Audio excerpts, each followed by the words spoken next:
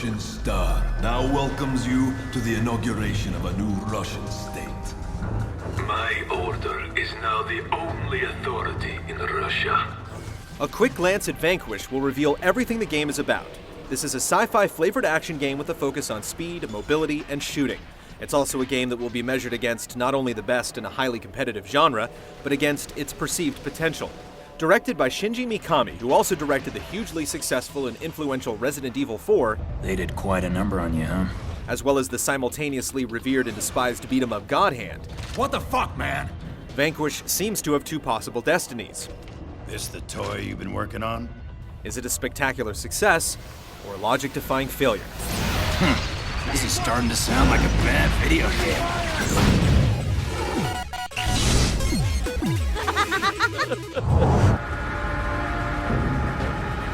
Vanquish's true worth has almost nothing to do with its inconsequential sci-fi plot.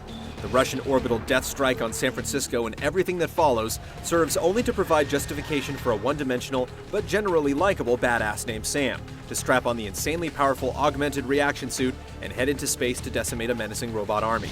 You're last year's model! A US president resembling Hillary Clinton and the awesomely amplified stereotype known as Lieutenant Colonel Robert Burns add some personality, but it's the mechanics, not the dramatics, that define the game's identity. Bravo, time to recycle these tin cans!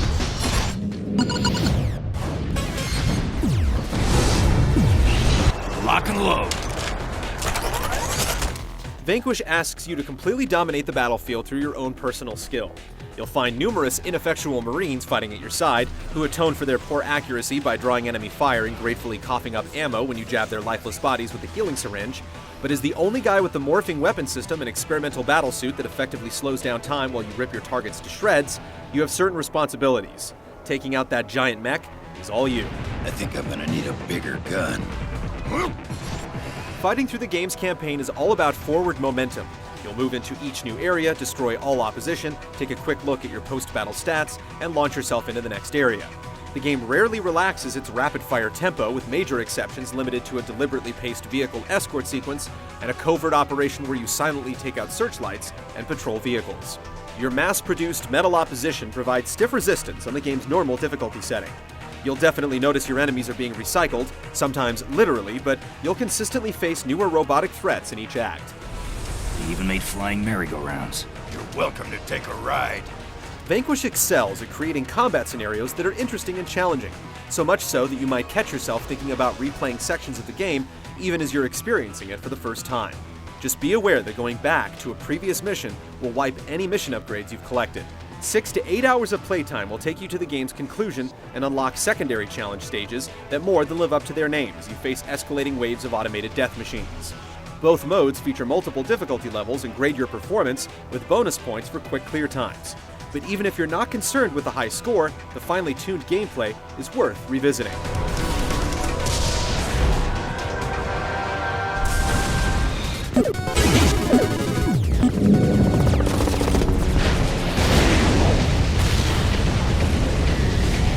To play Vanquish is to push the capabilities of your suit, and the specs are high. I'd rather go all out than bother with defense.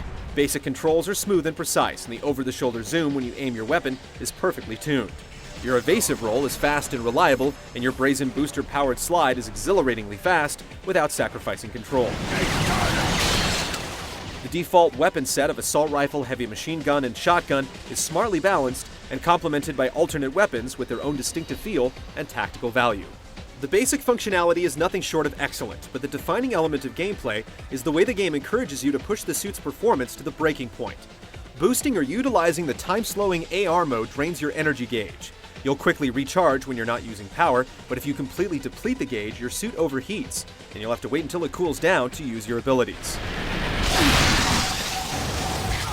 AR mode kicks in automatically when you've taken heavy damage, giving you the chance to quickly eliminate your attackers or take cover before you inevitably overheat. You'll also go straight into the red when you land a melee attack, attaching a high risk to one of your most powerful offensive options. Spending your energy gauge to the last sliver, escaping near-fatal situations in desperate slow motion, and deciding when to go all out with a melee attack create a powerful sense of tension. Adding to this feeling is the semi-permanent nature of weapon upgrades. While default weapons never feel lacking in power, you can improve them substantially by picking up holographic crates. I'll take this. Scanning a weapon you have full ammo for eventually bumps up your weapon level as well, which encourages you to switch things up and stop leaning on your favorites if you want to power them up. An additional concern is that dying can actually cause your weapons to be downgraded, so you'll need to stay on your toes to keep your advantage. Vanquish brings interesting mechanics into play, but attaching costs to the benefits can certainly cause some frustration. The game often seems like it doesn't have much sympathy for more casual players, but the lowest difficulty setting includes an automatic targeting option that lets anyone have a fair shot at killing some robots. No matter what your skill level, you won't feel much sympathy for your automated foes. For one, robots don't have feelings, even if they do break out with the dance party from time to time. It's also very satisfying to home in on an enemy's weak points for quick, efficient kills, or cripple bigger threats by destroying limbs and weapons. This is gonna be fun.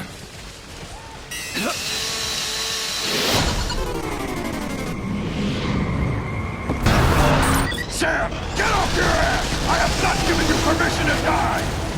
The feedback you get for all this futuristic destruction includes thundering sound effects and dynamic animation, even when the lowliest robo-grunt goes out with a crackling explosion.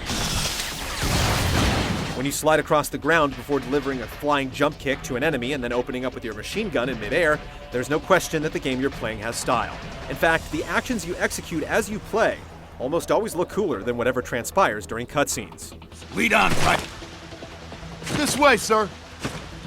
While this might say something about the direction and quality of the cinematics or the limited emotive power of the virtual actors, it's still a testament to the game's immediate appeal. If there's any other possible complaint, it's that the sharpness of the image doesn't quite match up to the sharpness of the design, but the overall technical performance remains impressive.